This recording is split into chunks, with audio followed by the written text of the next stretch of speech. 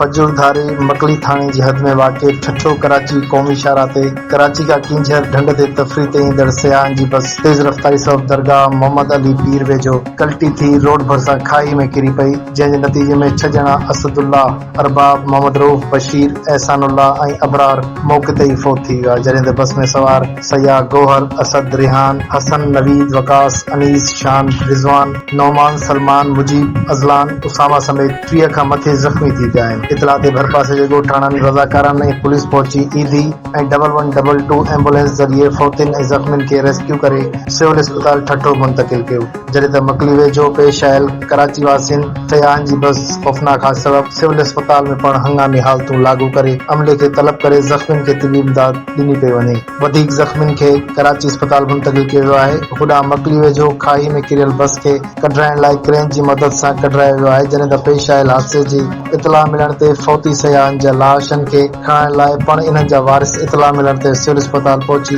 पंहिंजे फ़ौत थी प्यारनि जे लाशनि खे ईंदी एम्बुलेंस ज़रिए कराची खणाए विया आहिनि। चयो पियो वञे त हादसे जी फ़ौतियुनि ऐं ज़ख़्मियुनि में अक्सरियत जमायत इस्लामी सां वास्तो रखंदड़ कारकुननि जी आहे।